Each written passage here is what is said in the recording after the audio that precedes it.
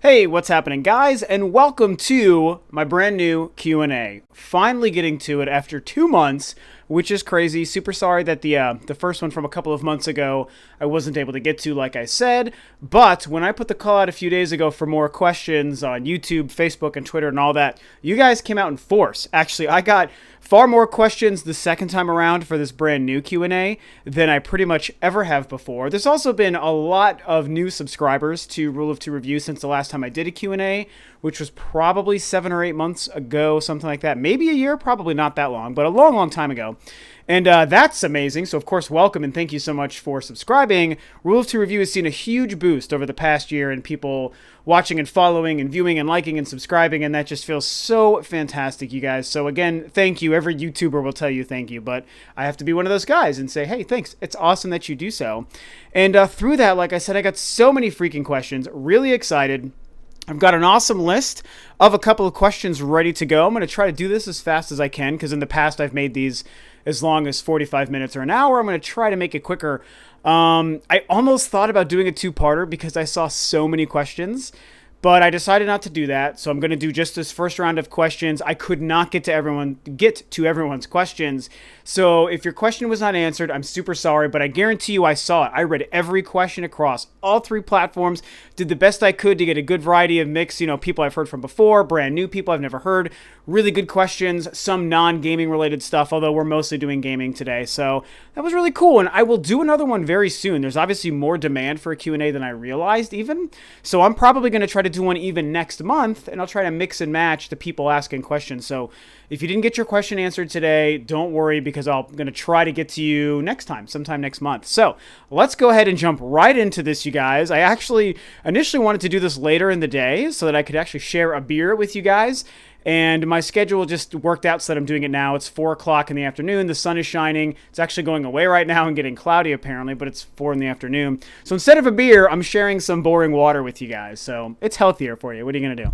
Okay, so let's get to the first question this is on YouTube. Most of them were. So this is from YouTube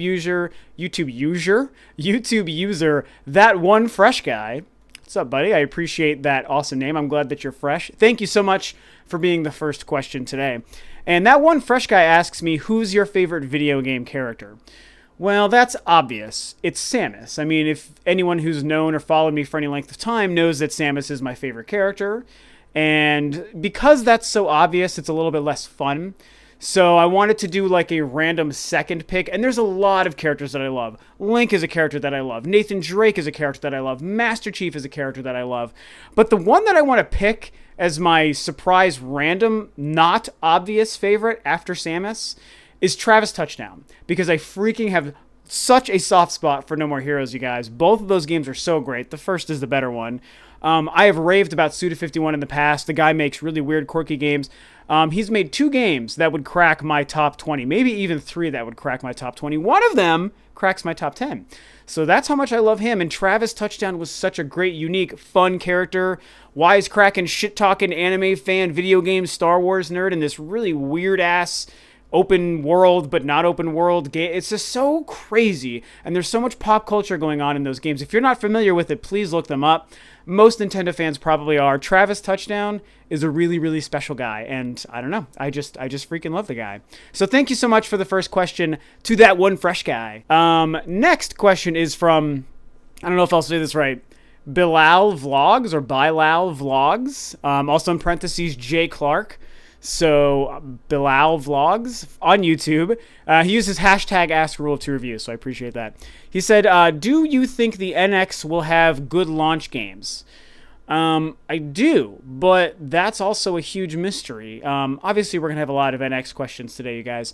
The reason I think that they will have good launch games is because Nintendo has to have good launch games for myriad reasons, which we all know. A lot of them, if you've been following me, you've heard me talk about many times how the Wii U is a great system that failed spectacularly with fireworks and pomp and circumstance music playing. Huge failure.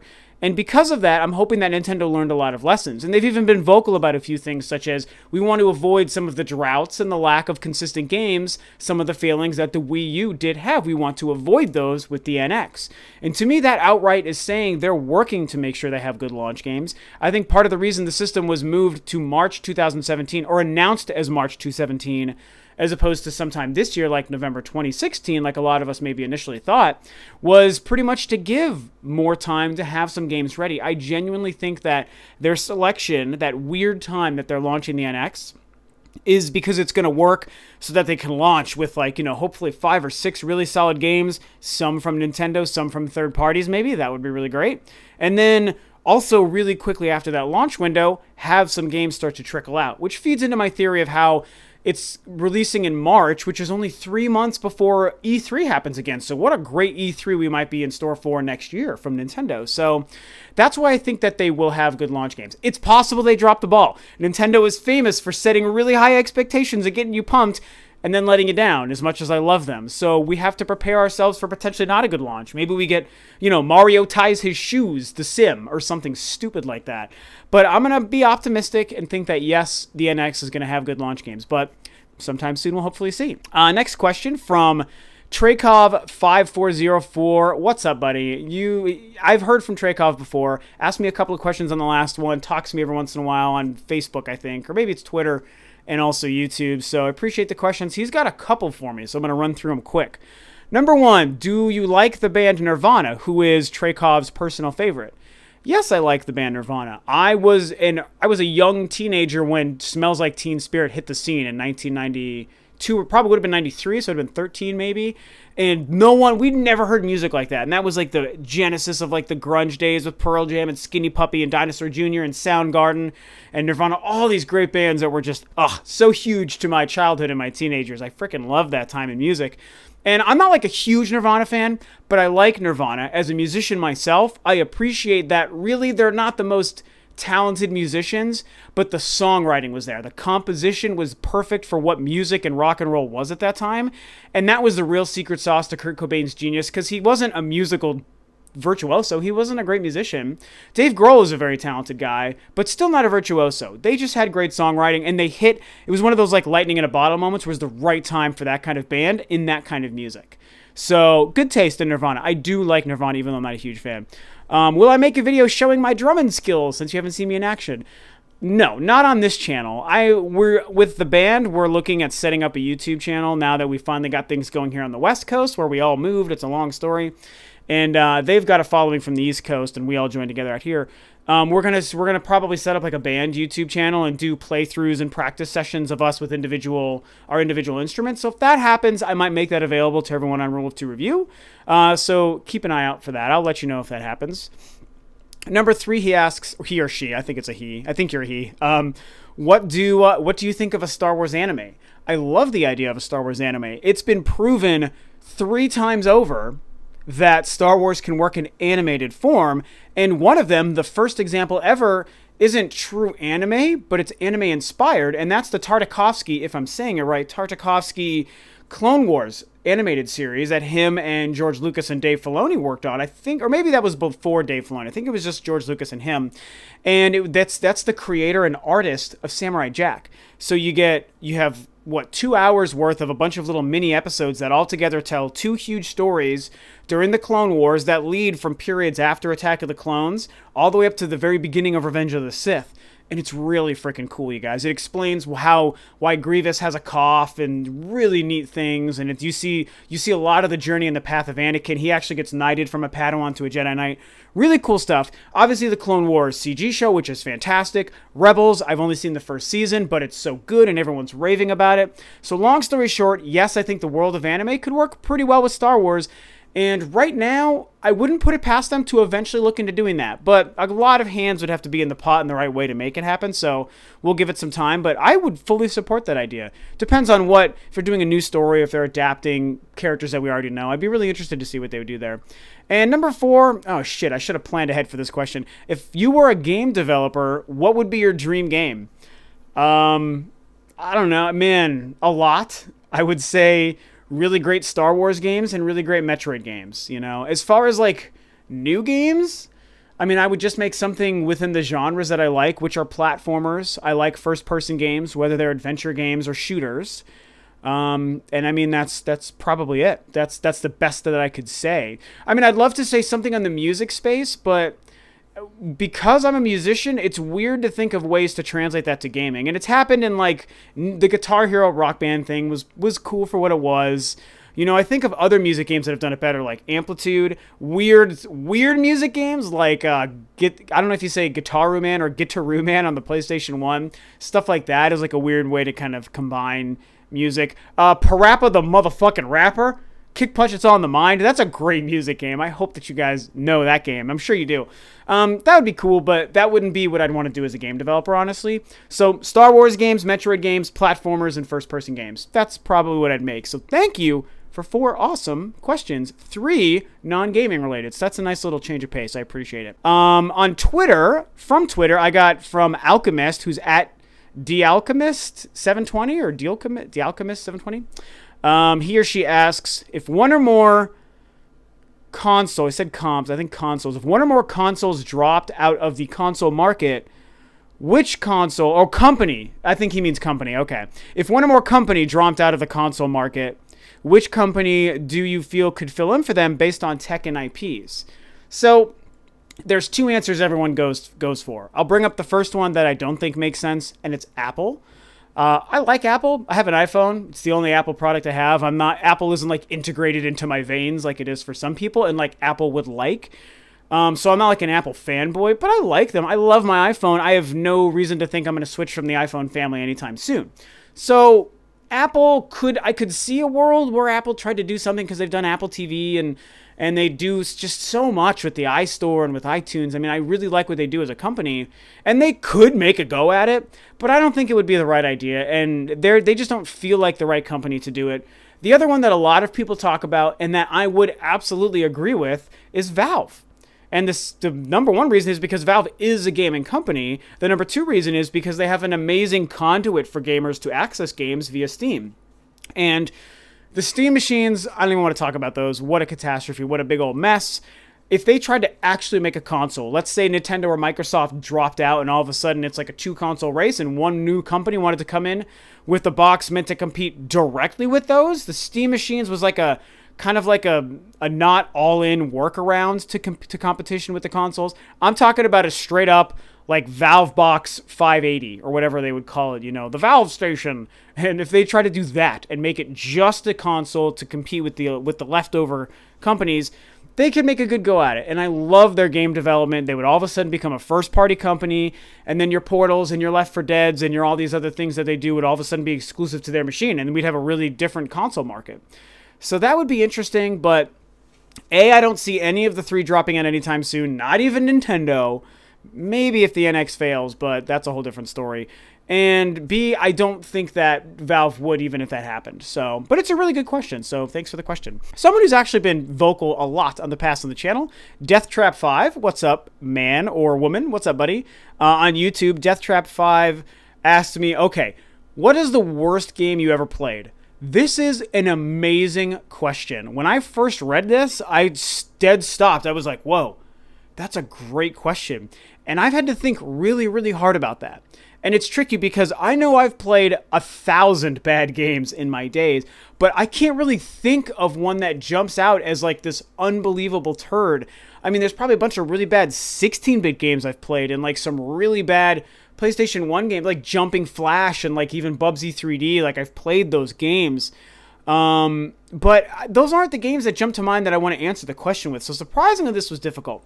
So instead, I'm going to answer with, instead of a game that is the worst game I've ever played, I'm going to go with the most disappointing game that I've ever played. And that is Uncharted 3.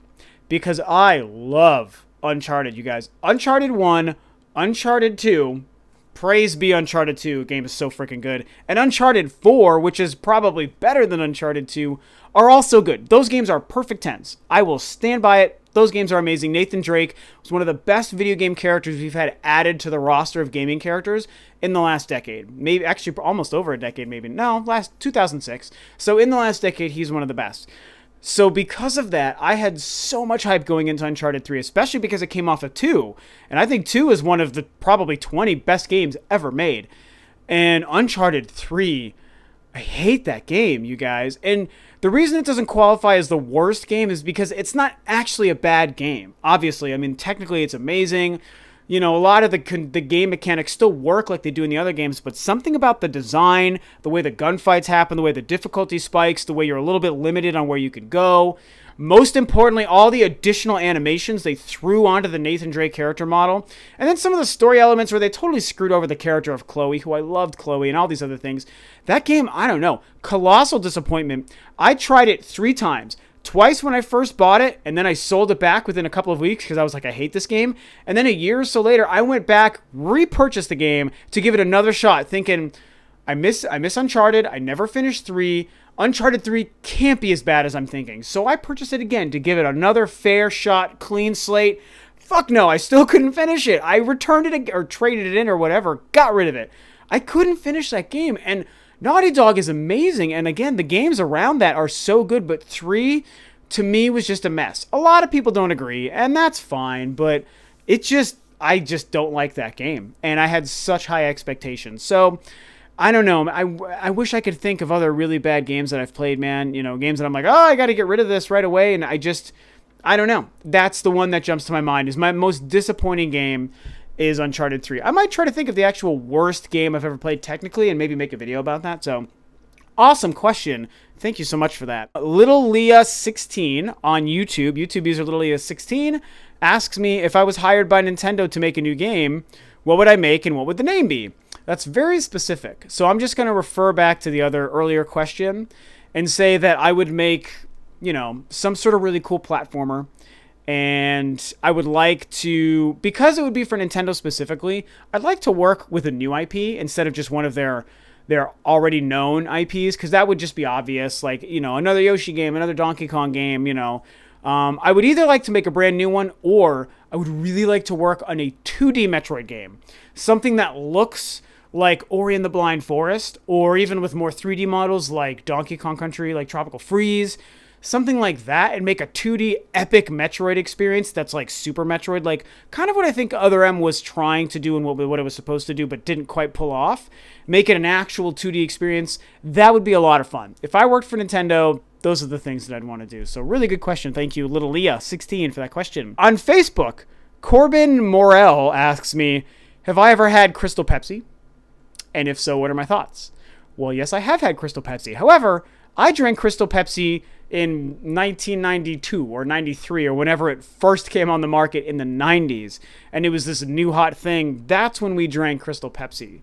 I know it's like a resurgence, and they just released more Crystal Pepsi again, like in the last couple of weeks, and all my friends on Facebook are like, oh, I found a bottle, and posting pictures of them finding bottles because I guess they're rare. And I think that's really cool. It's a lot of fun. I appreciate that they did that. For me, I'm really healthy nowadays, and I don't drink soda. So I have no desire to go out and find Crystal Pepsi and drink it. I'd be curious maybe for like nostalgia purposes to take a sip, but I'm not going to go buy a bottle. But I had it back in the day, and I was a fat kid that loved drinking soda. So I was like, yeah, it's Pepsi, but it's clear, so it's better, even though it was really not better than regular Pepsi. So anyway, long story short, yes, I drank Crystal Pepsi in the 90s before it was cool and before Facebook. So there you go. Thanks for the question on Facebook, Corbin. Spokesman3 on YouTube asks me, he says, really looking forward to your thoughts on Federation Force, which I gave my thoughts a couple days ago. You can check that video out. As for the Q&A, I'll ask, knowing how you've been busy with work/music, do you like newer indie games coming to the forefront with short campaigns? Inside, Abzu, and even I Am Setsuna, which I've never heard of. I think I Am Setsuna is a game for an RPG, that is. Are examples that are 1 to 2 sitting games. I think he means 1 to 2 hour games at a time. Or do you still love games that give you hours upon hours of story to make sure you get your money's worth? Thanks, and keep up the great work. Thank you so much for that really good question, Spokesman. So the reason I really picked this question is because I never talk about indie games, and Ms. T pointed that out on a podcast a couple of weeks ago, actually. I was like, yeah, I mean, you never talk about indies on your channel, so yeah. And I was like, that's true, because I don't really play many indies or get into them. I will say that I love that the indie market exists. It's so rich with talent, and there's so many amazing gaming ideas coming out of it. I am just too busy of a person, and because I game on all three consoles and occasionally my PC and 3DS, it's like I just am paying attention to like the bigger releases and the games that already matter to me for the most part. It's so hard for me to follow the indie market because there's so much going on, and I'd be buying like 3 games a week. There's so many indie games coming out all the time. There's a couple I've dabbled in, like Axiom Verge is a recent one that I really liked. Shovel Knight, of course, the king. That game is so great. And a couple of others I'm just not remembering. You know, I really want to try Fast Racing Neo. I'm hoping to get the physical release here in the States for that. So I love that these games are coming out. I do want to try Inside very badly. I did play a little bit of Limbo, which was great. And this is the Limbo guys, if I'm remembering right. So I do want to try that. Abzu, I know I've seen trailers and I remembered being interested. Song of the Deep is one that came out recently that I really want to try. So I love that these games exist. Oh, I played Journey, which was good. Overrated, but good. These are great games, and you're so right. It's hard for me to have marathon gaming sessions nowadays. So I love that these games come out and are such short experiences. I haven't experienced enough of them, though. So maybe sometime I will. These are some suggestions I might actually look into. Inside would probably be the first one that I play because people have told me it's great. But ultimately, I'm going to agree with the second part of your question. I just love the big games. I love AAA games. I love games. And it's not so much the money's worth thing, a little bit, but that doesn't really affect me too much. I'm very lucky in that respect. But as far, I still want the experience to be worth it. So I want something that's meaty and substantial.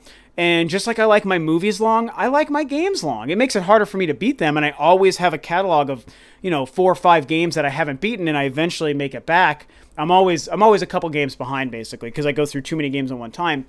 So ultimately, yeah, I just like the longer games that are a little bit more substantial overall, but I appreciate the indie market, and I love these suggestions, so I will look into them. So thank you so much for the question. YouTube user Shoot33475. I love all the numbers in the name. Shoot33475. He or she asks me, what do I prefer, Back to the Future 2 or Back to the Future 3? Obviously, it's Back to the Future 2, because hoverboard in the future and a young Elijah Wood, fun fact, that was his first ever cameo. He's like this big in that movie. See if you can spot him the next time you watch that movie. Back to the Future 2 was awesome. That movie blew my mind. I was a kid in elementary school. I was like 4th grade or something. I don't know, something like that. And we would all just talk about and dream about having a hoverboard. We could like zip through school and be the cool kid with the hoverboard. However, the asterisk to this is that Back to the Future 3 is nowhere near as bad as some people will tell you. That's a fun Back to the Future movie. Absolutely worth it. If anyone was ever like, hey, we should watch the Back to the Future movies, don't let them say, oh, except for 3. You have to watch all 3. 3, it's not great, and it's the least best of the 3, but it's totally worth watching. It's a lot of fun. And it's a fine movie. So, but yeah, Back to the Future 2 is the better one. So, on Twitter, Jassim, who is at Jassim Hamar 100. I'm probably butchering these names. He or she asks, which games do I think the Nintendo NX will have at launch? Man, I mean, I've talked about this recently too. I don't know. I just can't possibly answer this question. And I wish that I had something more specific for you. The reason I picked it is because we know of one. We know Zelda Breath of the Wild is all but confirmed to launch with the NX. It's going to. The reason is I want to say I think Nintendo will have one other first-party game available, whether it's something brand new or a port or whatever. What I also think we may have is some third-party games. And I talked about this on my video. Relevant third-party games that are launching alongside their counterparts on PS4 and Xbox One. So whatever games that are coming out next year that might apply to, something coming out in like Dragon Quest 11 maybe. Maybe, I don't know if that's supposed to come out in the first quarter next year for PS4. And if so, I'd love it if that same version, which we know is now coming to the NX, launched with the NX, And myriad of the game, I don't know. Whatever's coming out in that first quarter, third-party games in that first launch window of the NX, we need those games to launch right alongside their PS4 and Xbox One counterparts. That's what I want. Would I love a Metroid? Sure. Would I love Pikmin 4? Definitely. And I think Pikmin 4 is actually very likely. Metroid, not at all. Don't let anyone fool you into thinking a Metroid game is going to launch for the NX. I think we'll see the announcement of a Metroid game soon, but it ain't going to launch. So Pikmin 4 is a maybe. A Mario spin-off is a maybe. Zelda for sure. and maybe some third-party ports, that are launching alongside the other versions. So that would be pretty cool. So thanks for the question. On Twitter, I don't know if it's SR Junior or SRJR. He or she asks, how big will the NX be? And what color will the NX be? So these are fun questions. How big will the NX be? I think a little bit smaller than the Wii U. And what color will the NX be? I don't freaking know. Black again, maybe? I think they'll only do one color. I don't think they'll do multiple colors and multiple versions again. That's just a big nightmare and a big mess. So black or gray, maybe. I don't think they'll do like a purple thing anymore, but I guess we'll see. That's a fun question. So thank you so much. YouTube user SuperGonk999 says, how do you think about having to pay for online multiplayer gaming on console? Do you think it will cost money on NX? And if so, are you going to pay for it? So this is a hot button topic right now because of the Sony thing. So I don't really mind paying for multiplayer gaming on a console. I can't say that I love it, but I'm fortunate enough that I can just easily afford it. And I have to think broader and know that not everybody, maybe most people, it's a little bit more of a strain on their budgets and their bills, or maybe their parents have to be willing to pay for it if you're younger.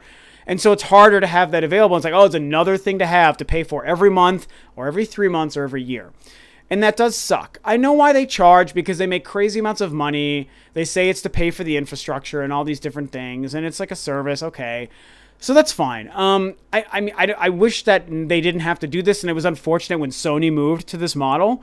But it's one of those things where, even though I don't love it, it doesn't hit me too bad. I just don't really think it's like the worst thing in the world. Could it happen with the NX?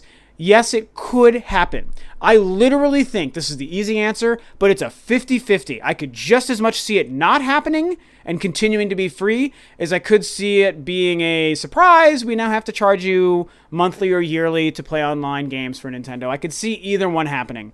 And yes, I will pay for it. If I'm going to pay for Sony and frickin' Microsoft's, you're damn right I'm going to pay for it for Nintendo's, because they're the company I care about the most, as much as I love my PlayStation and Xbox. So yes, I will pay for it on Nintendo if they do it, but hopefully they don't do that. However, the one kind of caveat here is, to me, if they're charging us for it, I think that means we're going to start to get the features and a better network and infrastructure that we've always wanted. So hopefully that would mean the right things are happening if they decide to charge us. So it's an interesting little aside to that. Thank you so much for the question. Just a couple of more here, guys. So, I almost skipped one. Okay, so YouTube user, oh my gosh, Janavi Prasad Paramkayala. Wow. That's either your very exotic actual legal name, in which case it's a pretty name, or it's just a bunch of random words. And no offense if that's what it is. I just want to make sure to know what it is. So Janavi Prasad Paramkayala. That could be your real name. So that's a lot of syllables there. I hope that I said that right, and I'm sorry if I didn't. So he or she asks, what's my favorite game, and do I like Pokemon and Zelda? My favorite game, I have never been shy about this, Metroid Prime on the GameCube, 2002, September 2002, same day Metroid Fusion launched. Never have I had a more memorable experience. There's been a couple very, very close ones since then, but when I sat down and really looked inside myself and thought about it, I was like, nope, Metroid Prime is still king. So, Metroid Prime, favorite game of all time. Do I like Pokemon and Zelda? Do I like Pokemon? Not really. I don't really care for Pokemon. I got nothing against it. It's just not my thing. And the show was behind my time. I was too old at that time. And do I like Zelda? Of course. I have a pulse, so I like Zelda because Zelda's amazing. I even loved like Skyward Sword and Twilight Princess, so I'm very excited for Breath of the Wild. So, that's how I feel about Zelda and Pokemon. So thank you for the question. And again, I hope I pronounced your name right. So YouTube user Island is Living asks, this was a good one. So, as a recent subscriber, I've heard you mention that you play in a band, which is true. I was curious to know what it was called, if you can say, which I can. What is the genre? What do you play? What kind of music are you into? He or she has been a bass player for 11 years. Good for you. And has been involved mostly in metal. And me too. But have also taken on pop, jazz, and other musical endeavors. I'm beginning graduate school in the coming weeks, so unfortunately music has taken a back seat. I totally understand that, but it'll always be a life passion. So, good for you. Good on you for playing bass guitar for 11 years. You are very needed in the jazz world, so good for you for taking on the jazz chops as well. It's very difficult. So, yes, I do play in a band. I've been in a lot of bands. Currently, I don't want to do the whole long story, but again, I moved here from Denver last year. I left my very successful progressive metal band in Denver. when I moved out here. And at the same time, another progressive metal band with a female singer was moving out here from Jacksonville. We coordinated and moved out here within the same couple of months. We met up, we set up a jam session, and it went fantastically. So I have since last year when I moved here been in the band. Sacrifice to Survive is the name. Our bassist is now from Seattle, because again, we're in the Pacific Northwest here. He's a great bassist. You would appreciate him. And so that's what we do. And we've been playing shows the last couple of months, and we got a bunch of things going on. There is music available online, so I am going to link below the 2 Bandcamp pages for the music, the 2 albums that the band has. Now keep in mind, because I joined the band just last year, I'm not actually drumming on these recordings, sadly, but this is the music that we're playing. This is who the band is. I'm the new drummer, and this is what we're doing, and we're going to be writing a new album next year, so that will also happen. Yeah, I very rarely bring the music up on the channel, so it's good that you've noticed that, and since you like metal, you'll appreciate it. It's very melodic, progressive metal stuff, some off-tempo time signature things happening there. We're very inspired by bands like Periphery and Between the Buried and Me and Meshuggah. But again, we have a female singer, which is a kind of a neat mix. And then our rhythm guitar screams a little bit, which is really cool. So anyway, Sacrifice to Survive. And so anyone who's curious, I'll put a link below and you can check out the band and tell me what you think. So thank you for asking a music question. Island is Living.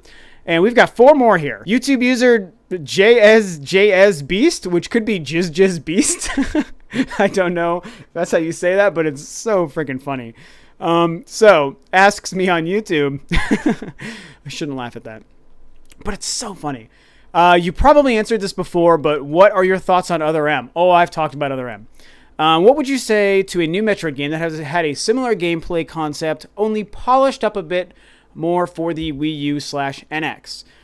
So yeah, I've talked about Other M before. You got a poster behind me, that you've seen for the last, 2 years now on the channel, another M poster. Well, almost since I started. I love Other M. I think it's a great game. And I even talked about it on the podcast recently. I have a 4-part Let's Play where I play just a couple of hours of the game that you can find. I don't go all the way through it, but if you want to watch me play it and talk about it as I play it, you can find that in the Let's Play channel or Let's Play section I have on the front page there. And I think it's an underrated Metroid game. As a game, I acknowledge a lot of its faults, and I said this recently, I'll emulate it again.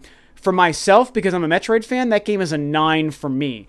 But in all reality, because there are some flaws with some decisions they made, it's actually probably a 7. If I was going to review it non-biasedly, I'd give it a 7. But for me, it's a 9. I love that game. I would love Nintendo for you to make another Metroid game that takes, and this is exactly what I said on the podcast a couple days ago, the skeleton of what Other M is, because there are so many wonderful things happening in that game that are still usable in a better game. Take the skeleton of the best parts of Metroid Other M and make a new game, whether it's a sequel or a game that then follows Fusion, which is actually the game that takes place directly after Other M. Do something with that. There is a great gameplay style happening there and a really great Metroid Samus game you can make with the foundation of what Other M was, with better hardware, not weird controls, slightly more focused storytelling. Even though I did like the story in Other M, tweak a couple of things, you got a great Metroid game on your hands, and I would love to see that style in that game delivered upon, because it makes me sad when people shit on it. There are a lot of people who like it, but there's just as many, if not more, people who shit on it, and that makes me sad because I think it's a good game. So I think that there is a concept with Other M that works for a future Metroid game. I don't know if we'll see it, because people didn't like it, but I don't know. We'll see. Those are my thoughts. So, you should tell me actually if you like Other M. I'd be curious to hear any Other M supporters that I can find. I'm always happy to share some space and some chatting time with. So I do appreciate the Other M question. Phantom Wolf GX on YouTube asks me, do I think Nintendo will add Xbox Live /PSN features for NX? For example, parties, messaging, achievements. Yes, yes, and yes. At this point, I absolutely think Nintendo is going to do all the above, which will probably lead to a paid online service, going back to that question. But ultimately, I think Nintendo knows that these are things that are pretty important for gamers nowadays, even if it's more in the West than there in Japan, where they're from, where they're located out of. I think they know what Sony and Microsoft have achieved with this. It's time to bring it over to Nintendo. The Miiverse and the Wii U's online infrastructure was a huge step towards these things, but obviously not far enough. And I think the NX, they're going all in with the online stuff. And I know it's going to make like OJ from Player Essence very happy if this is really what happens, because he's been clamoring for this for so long.